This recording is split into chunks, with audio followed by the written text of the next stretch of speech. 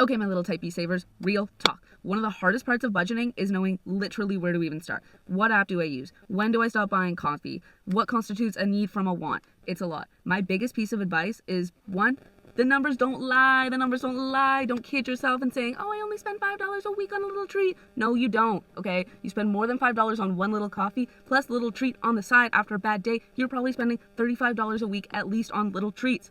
Today, I'm going to show you how to build the most basic budget. We're going to use the 50-30-20 rule.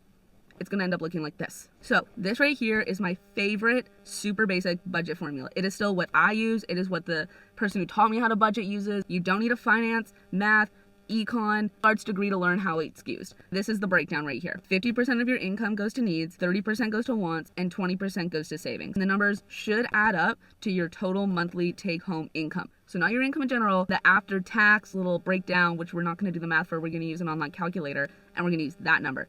All right, so let's break it down with some examples. Needs are your essentials, things you can't live without. Yes, I want to tell you little treats belong in the needs, but unfortunately they do not. Needs, we're going to be super strict about this one. It's going to be things like rent, utilities, groceries, phone bill, insurance, minimum loan payments, things that are coming out of your account no matter what. Wants are the fun stuff.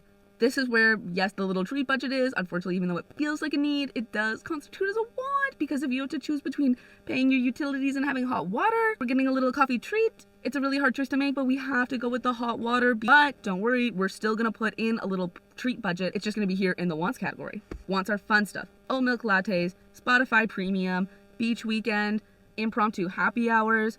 All of that goes here in the technically non-essentials, but things that enhance your lifestyle. We want to build them in as part of our expected spending. The wants is something that's tailored specifically to you. If you like getting your nails done, you probably want to have that in there because you know you're going to spend the money on it, so you might as well build it right into your budget. I know I'm going to spend money on skincare because it's a big thing for me, so I'm going to build it right into my budget. We're also going to have here the contingency plan goes under wants. This is something we'll go over another time, but it's basically allotting a little bit of money to a spendable savings account each month, so that if you're at Aritzia and they got a cute little top on sale, you can be like, you know what? I have $60 in my contingency plan to spend this month. I'm buying the cute little top. Finally, over here we have saving. This is your emergency fund, your retirement plan, your I'm moving to Italy at 26 fund.